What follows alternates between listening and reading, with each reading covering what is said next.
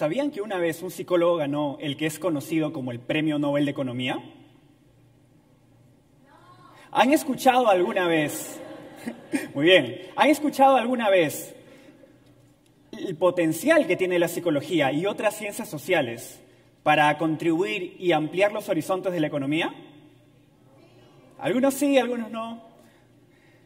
¿Habían escuchado sobre esta nueva área, esta área emergente que se llama economía conductual o economía del comportamiento?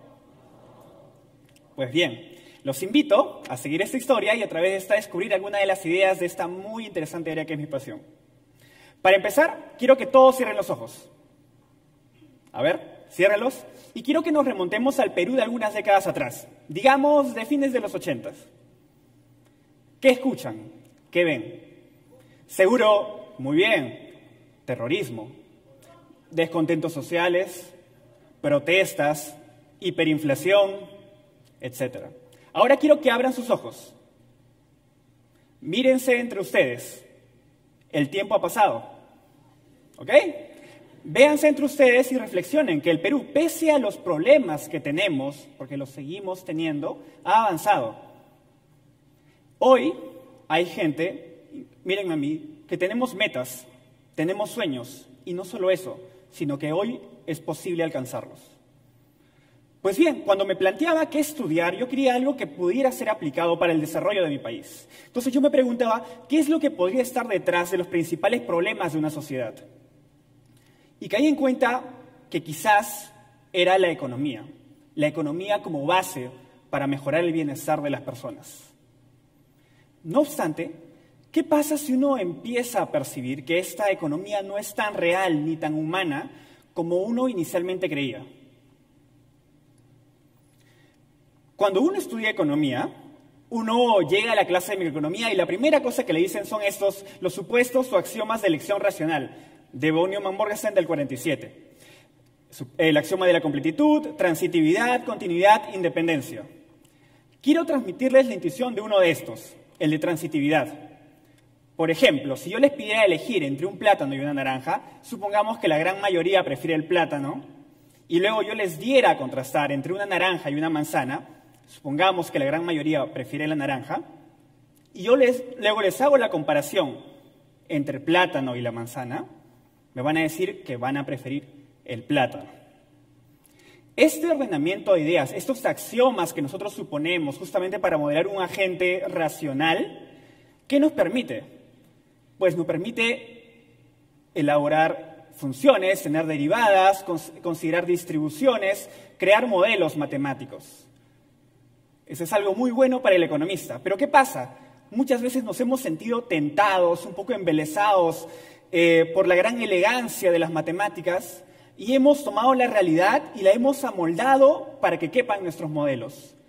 En vez de luchar para ampliar nuestro conocimiento de las matemáticas y poder explicar al menos un poco de la gran complejidad que es el mundo y la sociedad.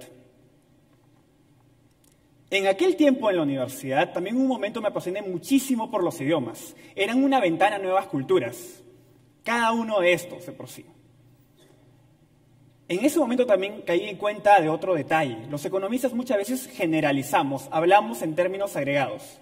Por ejemplo, quizás un ejemplo sacado de los pelos, pero si viniera un extraterrestre y tuviera que definirnos a nosotros como seres humanos, podría decir que somos entes con 2 piernas, 2 brazos, una cabeza y un testículo. Uno solo, en promedio. ¿Se dan cuenta qué pasa cuando generalizamos?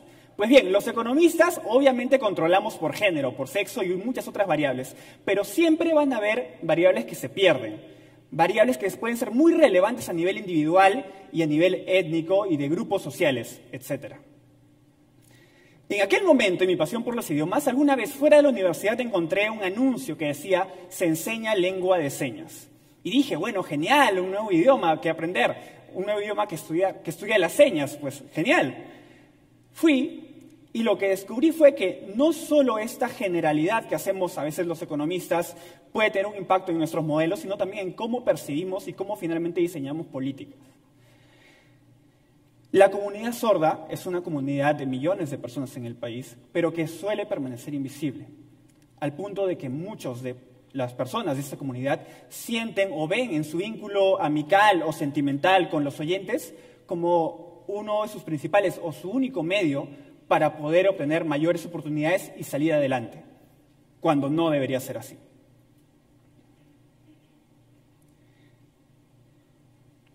Quiero plantearles este dilema del tranvía o dilema del tren, planteado inicialmente por la filósofa británica Foot en el 67.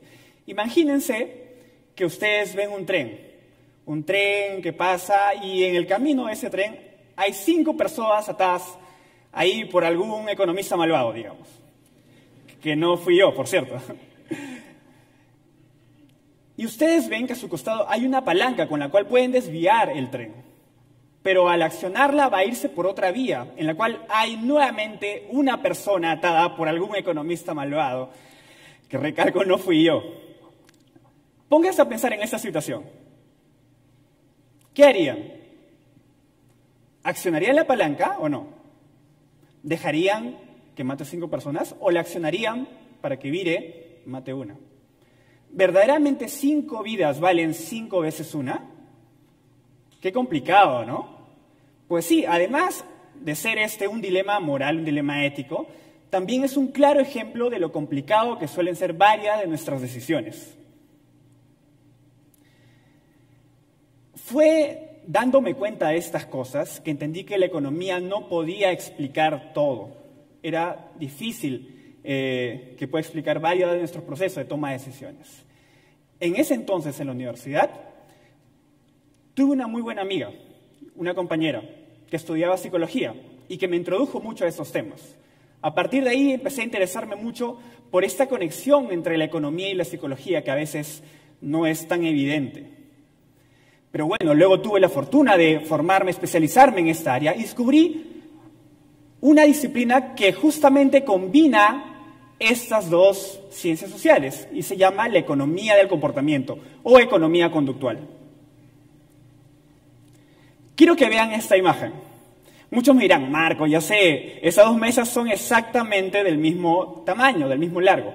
Pues sí, no se trata de eso. Lo que quiero que se den cuenta es que pese que racionalmente saben que son del mismo tamaño, igual su cerebro los va a hacer ver, les va a hacer creer y sentir que la de la derecha es más larga que la de la izquierda, pese a que son exactamente del mismo largo. Ahora quiero que vean estos 2 círculos. Me van a decir nuevamente, Marco, yo lo he visto muchas veces por internet, sé que son exactamente iguales, pero recuerden que pese a que racionalmente saben, o yo les puedo decir que son exactamente iguales, van a percibir al de la izquierda como más grande que el de la derecha. Pese a que, como ya les dije, son exactamente iguales. Pues bien, es esta misma intuición de las ilusiones la que se puede también entender en cómo nosotros nos desviamos, cómo tenemos sesgos en nuestro proceso de toma de decisiones. Y uno de ellos es el conocido como efecto Marco. Nada que ver con mi nombre, por cierto. Es una traducción al español del framing effect, estudiado por Kahneman y Tversky en el 81. Imagínense que ustedes son ministros de salud en una pequeña nación de 600 personas y deben enfrentar una enfermedad extranjera. Y sus científicos le dan a elegir 2 tipos de medicamentos. Un medicamento A con el cual 200 personas se salvarán, o un medicamento B con el cual hay 1/3 de probabilidad que 600 personas se salven y 2/3 que nadie se salve. ¿Qué opción elegirían? Veo un poco de duda ahí, pero muchos se inclinan por la primera. He escuchado así un poco más evidente. Veamos nuevamente esta situación. Igual, ministro de salud, una pequeña nación de 600 personas, una enfermedad extranjera, ¿qué medicamento elegirían? Opción de medicamento X, en el cual 400 personas mueren, o medicamento Y, con el cual hay 1/3 de probabilidad que nadie muera y 2/3 de probabilidad que 600 personas mueran. ¿Qué elegirían ahora? Ahora hay un poco más de duda. No hay tanta inclinación por la X, por ahí escucho un poco más de la Y. Pues bien, este experimento, cuando se realizó en el 81, justamente dio los siguientes resultados. En el primer caso, la gente eligió en su gran mayoría la opción A, 72%, y en el segundo caso, solo un 22% eligió la opción X, un 78% eligió la opción Y. Pero ¿se han dado cuenta de algo? La opción A es exactamente igual a la opción X. Si yo les planteo un país de 600 personas, si 200 se salvan, ¿cuántas mueren? 400, lo cual es la opción X. A y X son exactamente iguales, así como B y Y también lo son. Las opciones en concreto no han cambiado. Lo único que se modificó fue cómo se fraseó, cómo se enmarcó la respuesta. Y ese nuevo enmarcamiento, ese cambio de plantear algo como una ganancia, como una pérdida, tuvo un impacto tan significativo al punto de poder revertir las preferencias de las personas. Esto derivó en lo que se conoció como la teoría de la prospectiva, lo cual justamente contribuyó a que Daniel Kahneman, psicólogo, ganara el Premio Nobel de Economía en el 2002. Esta idea plantea que nosotros tenemos un punto de referencia a partir del cual consideramos las cosas como pérdidas o como ganancias. Además, que el impacto de las pérdidas es mucho mayor en nuestras mentes que el de su correspondiente ganancia. Una pérdida de 100 soles tiene un impacto mayor en nuestras mentes que una ganancia de 100. Otra teoría muy interesante, un pináculo también de la economía del comportamiento, es la del descuento cuasi hiperbólico, descuento hiperbólico. Dirán, ¿qué es este nombre tan rimbombante? Bueno, es el nombre solo de una función, pero quiero dejarlos a ustedes con la intuición. Simplifiquemos, pensemos que es mediodía. Y yo les ofrezco un slide de pizza. ¿Quieren un slide de pizza ahora? O quizás prefieren 2 slides, pero de aquí a 3 horas, a las 3. Muchos de ustedes dijeron sí al inicio, ¿verdad? Un slide de pizza en este momento. Está bien, es válido. Pero ¿qué pasa si ahora yo les hago decidir qué prefieren? ¿Un slide de pizza de aquí a un mes a esta hora? ¿O 2 slides de pizzas de aquí a un mes, pero a las 3 horas? A las 3. Muchos dirán, bueno, si voy a esperar un mes, entonces ahora mejor espero un mes y 3 horas y me dan 2 slides, ¿verdad? Pues bien, justo ahí también se da una reversión de preferencias, algo que bajo un descuento exponencial de la economía tradicional no podría ser explicado. Un nuevo ejemplo para que tengan la intuición. Imagínense que ustedes llegan un viernes, luego de estar no sé, pues en alguna reunión, están súper cansados y el día siguiente, sábado, a las 11 tienen un examen. Y ustedes se comprometen, ya, me voy a levantar temprano para estudiar y la voy a hacer. ¿Cuántas veces han dicho eso la noche previa? La hago. Muchas, ¿verdad? Pero ¿qué pasa luego? Nos acercamos ya más al momento en que tomamos la decisión. Ya amaneció, suena la alarma a las 5 de la mañana. Tienen que levantarse para estudiar. ¿Cuántos de ustedes no se han visto tentados a apagar la alarma y decir, nah, voy a dormir 1 hora más? Muchos, ¿verdad? ¿Qué pasó ahí? Nuevamente hubo una reversión de preferencias. Conforme el momento de toma de decisión se acercó al presente, ustedes sufrieron este sesgo al presente y la tentación de dormir un rato más, pese a que ese es un beneficio de corto plazo y no algo tan promisorio como dar un buen examen y tener un mejor desempeño, finalmente fue lo que impactó en ustedes. Imagínense eso llevado a otros contextos. Por ejemplo, ¿cuántas veces se han visto tentados de algún caramelo en vez de cuidar su salud? ¿Cuántas veces como sociedad vemos tentados a seguir contaminando en vez de preservar mejor el medio ambiente?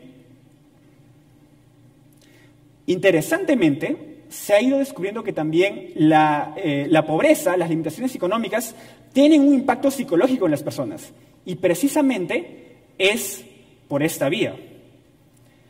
Yo estudié en San Marcos, una universidad pública, una universidad de la que me siento realmente muy orgulloso y en la cual confluye gente de todo tipo de nivel socioeconómico y gente muy, pero muy inteligente, muchísimo más de lo que yo seré. Justo cuando yo estudiaba, en algún momento me gustaba preguntar a mis compañeros y me di cuenta que aquellos que lamentablemente tenían más dificultades financieras por A o B, se limitaban en algo en sus proyecciones. Yo les decía, oye, bueno, cuando egreses, ¿qué quieres ser? Y decían, bueno, conseguir un trabajo y no había más. Y eso es totalmente válido. Pero a aquellas personas, y en general yo les digo, muchas veces dejamos de lado, en pos de beneficios quizás más tirados al presente, dejamos de lado beneficios que serían mejores algo más al futuro. Es verdad, a veces tenemos que hacer algunos sacrificios, algunas inversiones, pero esos beneficios futuros que podemos obtener por una mejor formación y un mayor esfuerzo, finalmente no solo se van a ver reflejados para nosotros, sino también para nuestras familias y en general en nuestra contribución para nuestra sociedad y nuestro país. Entonces, esta idea de tratar de empujar un poco a la sociedad, a la gente por el camino correcto, tiene un nombre. Se llama un nudge. Es justo la definición planteada por Richard Thaler, el Premio Nobel de Economía del 2017. Esta idea de cómo una madre elefante empuja a su hijo pequeño por el buen camino, que también se usen estas herramientas dadas por la economía del comportamiento para poder empujar a la gente hacia toma de decisiones más adecuadas para su propio beneficio y para el de la sociedad. Quiero darles este ejemplo de donación de órganos, planteado por Johnson y Goldstein en el 2003. Observen el porcentaje de donadores de órganos en cada país. Ven el caso de Alemania y el caso de Austria, notan una gran diferencia, 12% en uno y 99% en otro. ¿Qué explica esto? ¿Diferencias culturales quizás? No parece, ¿no? Alemania y Austria son relativamente parecidas culturalmente hablando. Pues bien, lo que está detrás de todo esto es el formulario que se usa.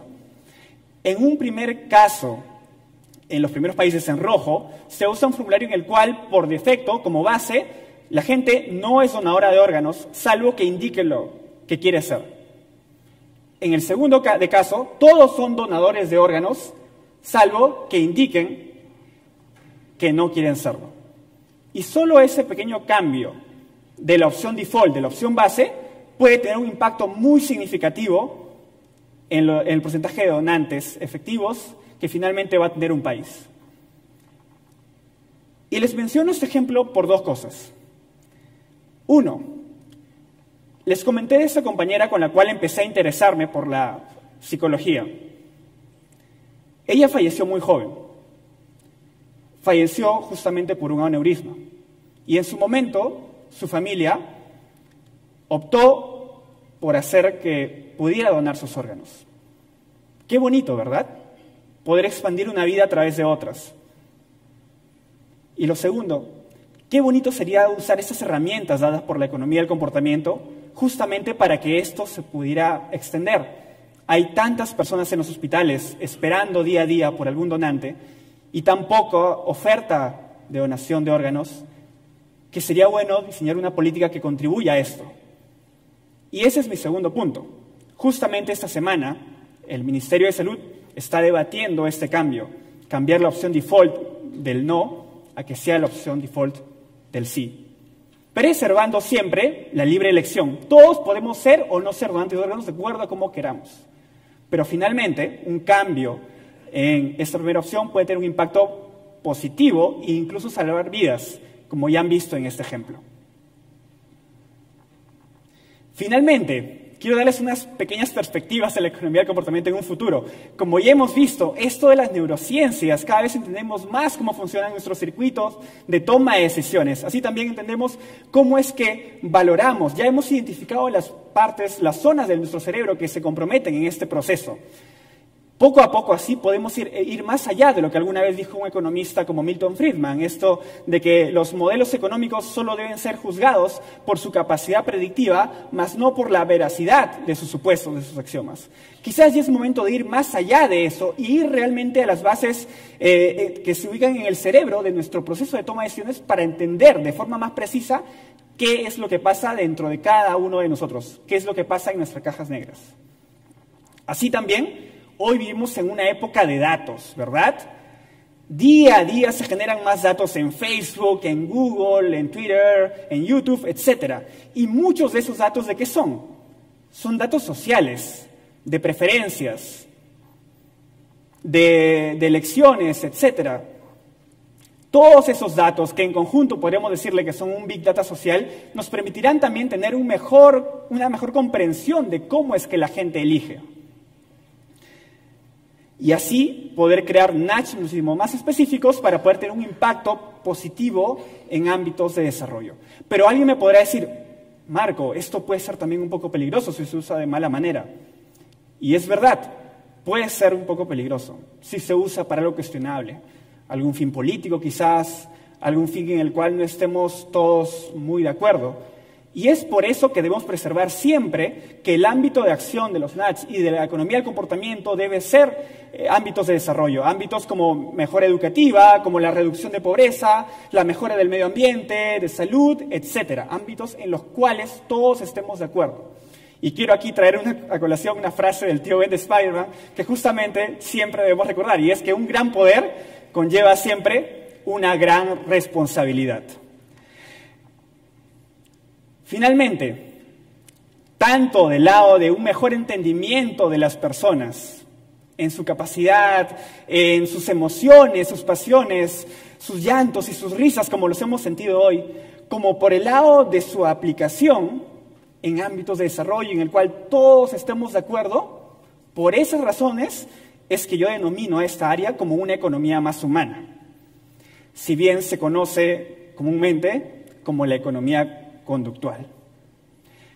Alguna vez, nuestro premio Nobel Vargas Llosa dijo que algunas veces los economistas cuentan mejores historias que los novelistas. Lo dijo.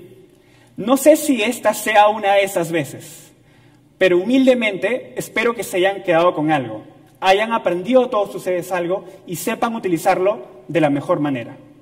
Muchas gracias.